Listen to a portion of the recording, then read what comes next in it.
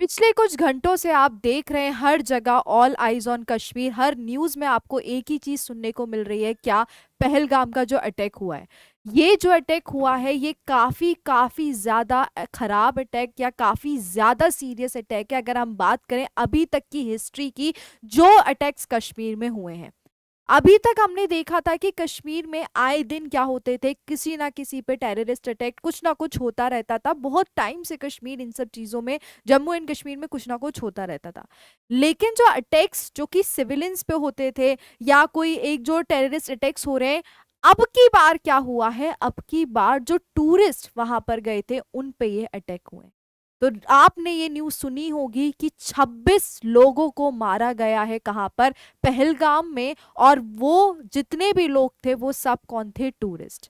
आपको पता है जब से आर्टिकल 370 का अब्रोगेशन हुआ है तो जम्मू और कश्मीर को एक काफी ज्यादा क्या किया जा रहा है, प्रमोट किया जा रहा है उसको, एक इतना मतलब हर तरीके से उस स्टेट को हर चीज में क्या किया जा रहा है, एवोल्यूशन किया जा रहा है, उसको प्रिपेयर किया जा रहा है हर चीजों के लिए कि भाई जहाँ पे लोगों को डर जा लगता था कि नहीं जाना है, और सारी चीजें उसको सिक्योरिटी सब प्रोवाइड किया जा रहा है। और ये भी बोला जा रहा है कि भाई कश्मीर जो है उसको ज्यादा से ज्यादा क्या करें, लोग टूरिस्ट प्लेस बनाए, वहां पे ज्यादा से ज्यादा एक्सप्लोर करें उसको।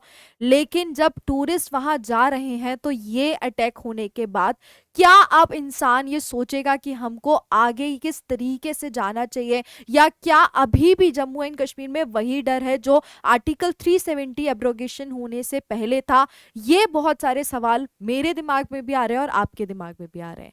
Hello everyone, my name is Nidhi Sharma. आज हम जो ये अटैक हुआ है पहलगाम में उसके बारे में डिस्कस करने वाले हैं। हालांकि ये डिस्कशन आपने हर जगह सुना है कि इतने लोग मरे, आप काफ़ी जो वीडियोस जो है जो वायरल हो रहे हैं इंस्टाग्राम पे, सोशल मीडिया पे, कुछ इंसिडेंट हैं जहां पर एक न्यूली मैरिड कपल गया है, उनके एक की उनके पार्टनर का क्या कर दिया गया, मार दिया गया है।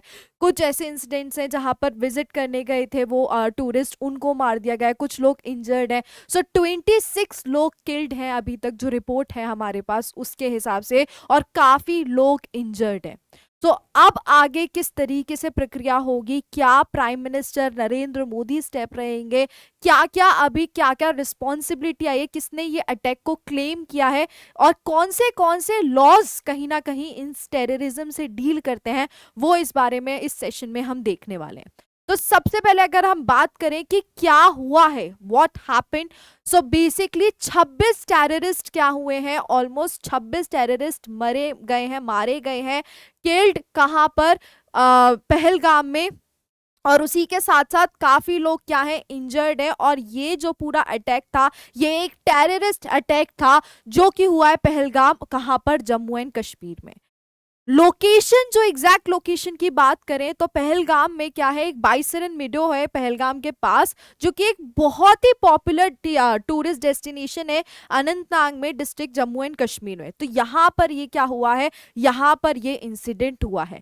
कौन सी तारीख को हुआ है? 22 अप्रैल 2025 को दिन में ये अटैक हुआ है। और उसके बाद इंडिया ही नहीं, आसपास के जो सारी कंट्रीज हैं वो क्या हो गए, काफी ज्यादा परेशान, काफी ज्यादा कांप गए कि भाई क्या है ये, कैसे हो रहा है, ये चीज अभी भी हो रही है, किसको हम जिम्मेदार बोले, किस चीज को जिम्मेदार बोले, हम गवर्नमेंट को जिम्मेदार बोले या हम दूसरी कंट्रीज को, किसको जिम्मेदार बोले? और कौन वो रिस्पॉन्सिबिलिटी लेगा जिनके साथ जो 26 लोगों की जो फैमिली गई है, और जो टूरिस्ट वहां पर अभी तक गए थे या जो आगे प्लान कर रहे थे, जो वहां पर रह रहे, कौन उनकी सिक्योरिटी का पूरी रिस्पॉन्सिबिलिटी लेगा? ये सारी चीजें सबके दिमाग में चल रही हैं। तो एग्जैक्ट ये हुआ था वहां पर, मैंने जो आपको बताया लोकेशन और date.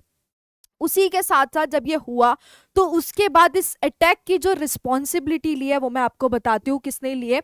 A group name the resistance front, TRF कर एक ग्रुप है, considered a shadow outfit of लश्कर ए तैयबा, जो कि क्या है, शैडो आउटफिट है किसका? लश्कर ए तैयबा का, जो क्या कर रहे हैं, इस अटैक की पूरी तरीके से रिस्पॉन्सिबिलिटी क्लेम कर रहे हैं। उनकी तरफ से एक ऑनलाइन पोस्ट आया है, एक रेफरेंस हुआ है उस ऑनलाइन पोस्ट में कि जो अटैक है वो पूरी तरीके से एक चेतावनी है, किसके लिए? जो टूरिस्ट और जो सेटलर्स हैं जम्मू एंड कश्मीर में, उनके लिए चेतावनी है, और इसीलिए वो अटैक कहीं ना कहीं किया गया है। उसी के साथ साथ जो डेमोग्राफिक इंजीनियरिंग की गई है इंडियन गवर्नमेंट की तरफ से, कश्मीर को जो पोस्ट आर्टिकल 370 एब्रोगेशन की वजह से, ये कहीं ना कहीं उस चीज की पूरी रिस्पॉन्सिबिलिटी ले रहे हैं कि ये अटैक इसलिए किया गया है। और उसी के साथ उनने ये भी वार्निंग दी है, उनकी तरफ से क्लेम निकल के आया है कि ऐसे कईयों ऑपरेशंस आगे होंगे अगर सेटलमेंट और सारी चीजें नहीं होंगी। तो क्लेम ऑफ रिस्पॉन्सिबिलिटी अगर जो हम बात कर रहे हैं वो टीआरएफ ने ले लिए कि हाँ ये सारी चीजें एक वार्निंग है जो टूरिस्ट है, जो सेटलर्स हैं वहां पर जम्मू एंड कश्मीर में, और ये कहीं ना कहीं उन्हें इंडिकेट किया है कि just because of article 370 abrogation ये कहीं ना कहीं ये चीज हो रही है। ठीक है, उसी के साथ साथ क्या हमारी इंडियन गवर्नमेंट का, इंडिया की गवर्नमेंट का रिस्पॉन्स है इस पूरे इंसिडेंट पे, तो हम बात करें जो हमारे प्राइम मिनिस्टर हैं नरेंद्र मोदी जी, वो गए थे सऊदी अरेबिया, उनकी विजिट थी, और वो सऊदी अरेबिया की उनने अपनी विजिट क्या करी, कट डाउन करी, और वो वापस इंडिया आए। और उसी के साथ साथ उनने ये भी बोला है कि जिनने ये चीजें की हैं उनको क्या, उनको विल नॉट बी स्पेयर्ड, उनकी ये स्टेटमेंट रही है। और उसी के साथ साथ जो हमारे होम मिनिस्टर हैं अमित शाह जी, वो भी कहाँ पर है, श्रीनगर में है अभी, और वो पूरी सिचुएशन को क्या, पूरी सिचुएशन को खुद से क्या कर रहे हैं, पूरी तरीके से हैंडल कर रहे हैं।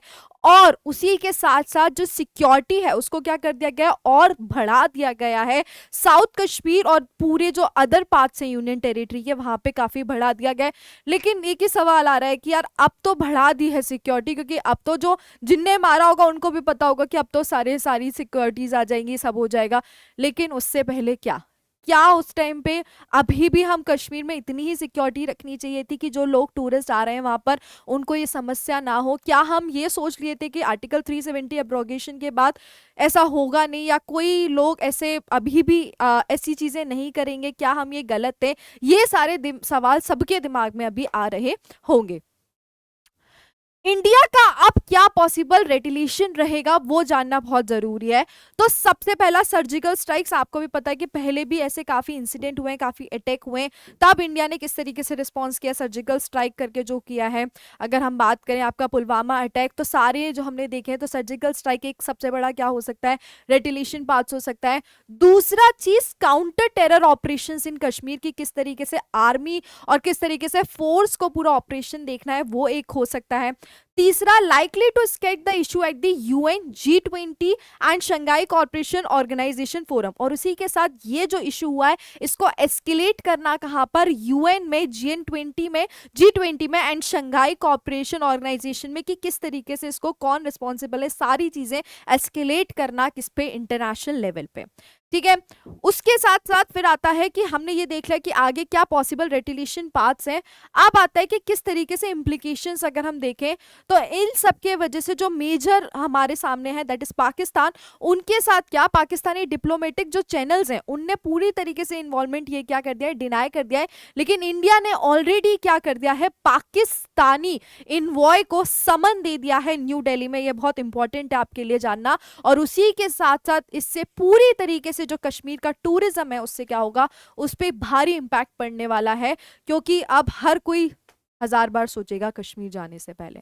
ओके, और अगर हम बात करें टेररिज्म रिलेटेड लॉज इंडिया में तो काफी सारी हैं, बट अगर हम मेजर बात करें तो जो डील इस अटैक से करेंगे अगर वो बात करें तो वो है national security act. National security act enact हुआ था 1980 में, और वो एक प्रिवेंटिव डिटेंशन लॉ है जो कि अलाउ करता है गवर्नमेंट को कि वो क्या करे, इंडिविजुअल्स को डिटेन करे, और वो जब डिटेन करेगी तो बिना ट्रायल के करेगी अप टू 1 ईयर, ताकि पब्लिक ऑर्डर और नेशनल सिक्योरिटी को क्या कर सके, मेंटेन कर सके। उसी के साथ साथ वो सेंट्रल और स्टेट गवर्नमेंट को पावर देती है कि वो डिटेन करे समवन जो कि प्रिवेंट कर रहे हैं नेशनल सिक्योरिटी के अगेंस्ट, और उसी के साथ साथ पब्लिक ऑर्डर को डिस्टर्ब करते हुए और एसेंशियल सर्विस को डिस्टर्ब करते हुए। तो ये एनएसए जो हमारा एक इंपॉर्टेंट एक्ट है टेररिज्म से रिलेटेड। और अगर हम बात करें हमारे जो क्रिमिनल लॉज हैं, जो हमारा भारतीय न्याय संहिता है उसका सेक्शन 113 भी डील करता है टेररिस्ट एक्ट से।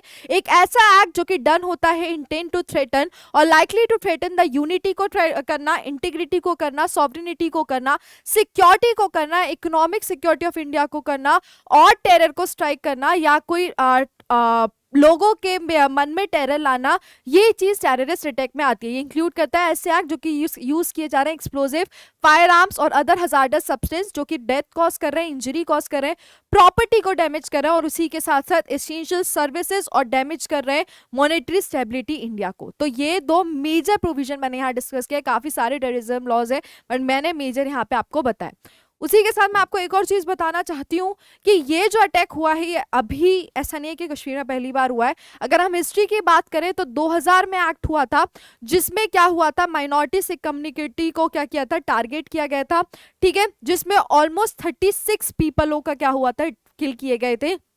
उसी के बाद 2000 अगस्त में क्या हुआ था, 32 लोगों को मारा गया था, जब जो कि अमरनाथ पिलग्रिम्स थे उनके लिए अगेंस्ट क्या किया गया था, उनको मारा गया था। फिर 2001 में जो अमरनाथ यात्री थे उनको फिर से टारगेट किया गया, जिसमें 13 लोगों को मारा गया। 2001 अक्टूबर में क्या किया, जो Jammu and Kashmir state legislative complex में श्रीनगर में हुआ था, उसमें भी ऑलमोस्ट 36 लोगों को मारा, उसमें सिविलियंस भी काफी थे। उसी के साथ साथ 2002 में जो टेररिस्ट अटैक हुआ था, कहाँ पे, चंदवानी बेस में, कैंप में, उसमें 11 अमरनाथ यात्री को मारा गया। उसके बाद 2002 में भी अटैक किया गया, फिर 2003 में, 2005 में, 2006 में, 2017 में, जो कि हमारा अमरनाथ यात्रा बस में जो हुआ था, उसके बाद अब ये 2025 में, और ये जो पुलवामा डिस्ट्रिक्ट में 2003 वाला, और ये सारे जो अटैक्स होते आए हैं, अगर मैं बात करूं तो जम्मू एंड कश्मीर में ये पहली बार ये चीज नहीं हुई है, बहुत टाइम से हो रही है। अब काफी चीजें दिमाग में आ रही हैं। सबसे पहली चीज दिमाग में आ रही है, क्या ये पोस्ट थ्री आर्टिकल 370 एब्रोगेशन के रिजल्ट हैं? क्या ये वक्फ एक्ट से रिलेटेड भी कुछ इसमें लेना देना है, कि वक्फ एक्ट का जो अभी चल रहा है कि उसको सुप्रीम कोर्ट में चैलेंज किया है, उसको अमेंड करने की बात चल रही है, क्या इससे रिलेटेड कहीं ना कहीं है? कौन इसके पीछे इन्वॉल्व्ड है, कौन सी चीजें हैं, क्या है, ये सारी चीजें बहुत जरूरी और सामने आने वाली हैं। एंड ये जो हुआ है ये काफी काफी ज्यादा, मतलब एक एक बोलते हैं ना कि एक रोंगटे खड़े करने वाली चीज हो गई है। ये बहुत ही गलत अटैक हुआ है, और इससे बहुत ज्यादा लोगों को सोचना चाहिए कि किस तरीके से चीजें आगे होंगी, और उसी के साथ जो हमारी गवर्नमेंट मेरे हिसाब से काफी ज्यादा इस पे लेगी एक्शन, की किस तरीके से डील करना है, और जो भी जिनने किया है उनको बहुत ज्यादा क्या, बहुत ज्यादा पनिशमेंट, कड़ी सी कड़ी सजा मिलनी चाहिए।